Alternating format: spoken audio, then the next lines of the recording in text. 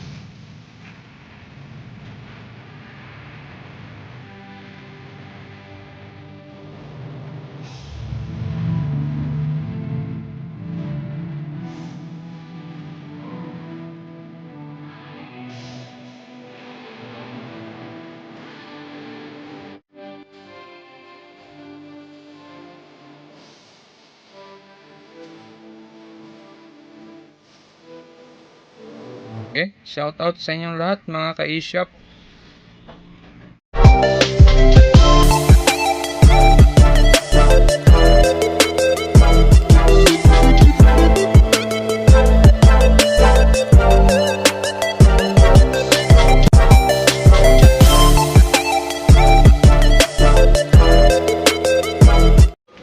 Magandang araw, may gagawin tayo itong Vision. Smart TV na rin ito. Power on natin. Yun, nag-on na siya. Yan. So ang problema niyan ay may gagamba sa LCD niya. Yun, no? So basag. Kabibili lang daw nila nito, tapos nung balak nila i-bracket, nahulog daw sa pole. So try natin kung magawa natin ng paraan to, kung mabuhay pa natin yung unit na to, kasi sayang, smart TV ito eh.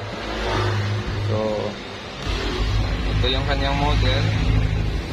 Yan, Vision 40. Tapos smart na rin siya. Yan, smart na siya.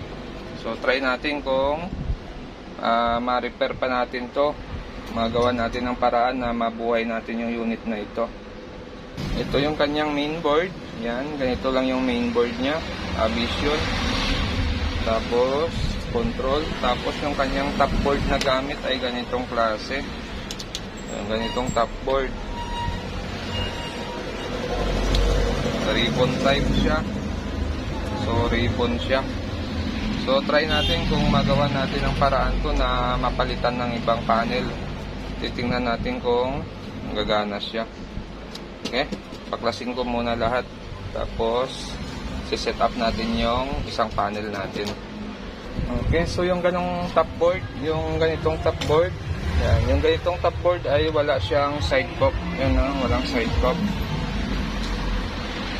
Yan, magkabilaan, walang side cup. Okay, ganito yung design nito. Pero bihira lang tayo magkaka-trouble ng ganito. Hindi pa ako masyado naka-trouble ng ganitong top board. So ibig sabihin yan, magandang klase din ito. Okay, so ganitong top board naman yung ikakabit natin. Dalawa lang din yung source scope nya, pero socket type na siya. Yun, socket na. Yung pinalitan natin ay yan, ito yung top board nya, ribbon type. Sana pasok yan. Okay, so medyo malaki lang yung ating panel na ito. Medyo fit na fit siya dito sa pinaka-frame niya. Bali nagbawas pa nga tayo sa mga gilid-gilid niya. So fit na fit siya. Dahil ito ay pang lead naman siya, kaya lang medyo malaki yung sukat nito. Malaki yung frame nito. Pero pwede na siya. Okay naman siya, hindi naman siya tatamaan dun sa mga screwan natin.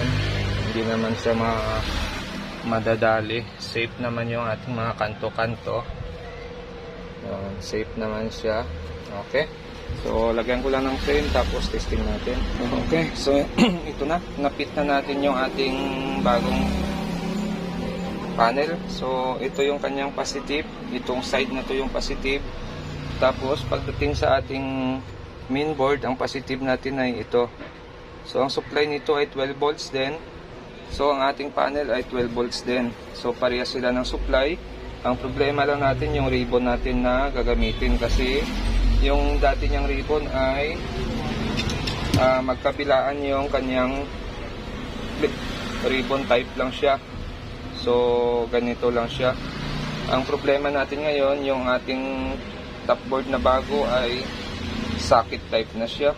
Yung ganito. Yan, yung di-clip, yung di-ipit na may socket. So, papalitan natin yung ribbon. Tapos ito di-ipit. Ito naman, socket type. Okay? So, hahanap tayo ng ribbon na magkamatch siya ganyang panel.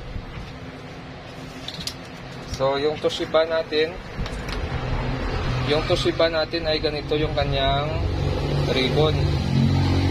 Socket type siya. Tapos, yung dulo niya ay yan, ganito namang klase. So, titingnan natin kung parehas sila ng pin. Pag parehas sila ng pin, pwede na yan.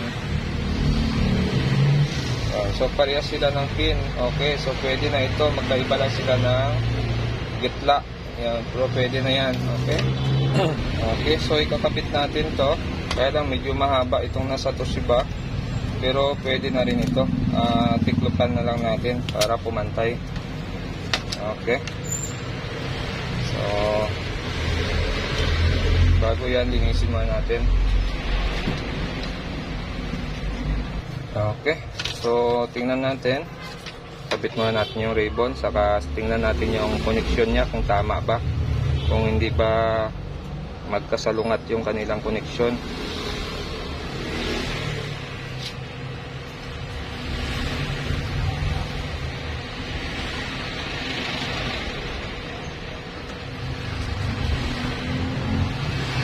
Okay. So, yung connection niyan ay dito yung positive natin. Ito yung positive natin. So, papunta rito, positive. Pagdating dito sa dulo, ito yung positive natin. So, pasok. Tapos, ito yung positive. Tapos, pagdating naman sa ating backboard ay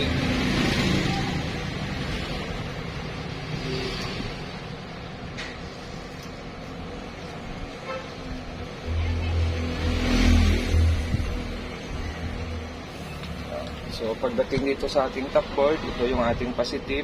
Yun, tama, positive to. So, huwag tayo magkamali sa mga ganito. Dahil pag nagkamali tayo dyan, ay sayang.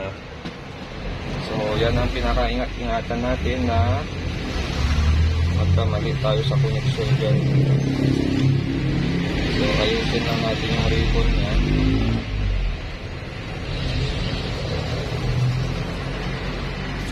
Okay, kamada ko lang. Okay, so yan na, nakaayos na yung ating ribbon. Positive. Yan, ito yung positive natin. May pat sa kabila. Ganon. Positive. Okay, okay na. So, kabit lang natin yung control. Para matesting na natin kung okay itong ginawa natin. Kung wala na tayong babaguhin. So, swerte natin kung wala tayong babaguhin. Fit na lahat. Mapping. Mirror. Kung pasok lahat yun ay swerte natin. So, hindi na tayo magbabago. Minsan kasi yung mga smart kasi minsan napakahirap ng kanyang service mode. Minsan mahirap siya kunin pag smart. Okay, ayusin ko lang itong ilalim natin tapos testing natin. Yan. So, okay na yung baba natin. Ayos na siya, you know? So, lagyan lang natin ng cordon tapos testing natin. Titingnan natin kung wala na tayong babaguhin. Swerte natin kung wala na tayong babaguhin.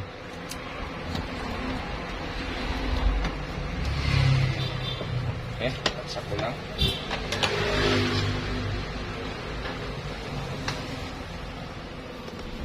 Saksak ko lang. Smart. So, kung wala na tayong babaguhin dito, swerte. So ito, meron na siyang standby, power on natin. Yun. On na siya. Yun. Wala tayong binago. Oh. Okay siya. Wala tayong babaguhin. Fit na fit yung salamin niya. Yun. Nakalagay no signal. Okay. So fit siya. Yun no. So mamaya tingnan natin kung okay yung picture niyan. Sarado muna natin.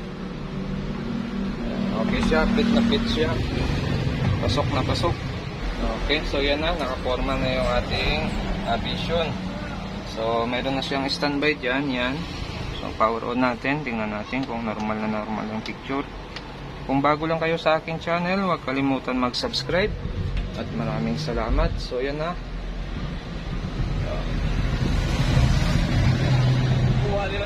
Yun no. Pasok na pasok yung kulay. Bigay na lasok.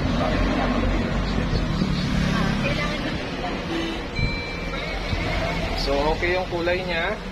Yun. Okay yung kulay. Ayan no. Okay. So wala na tayong binago sa service nito dahil pasok naman yung ating panel.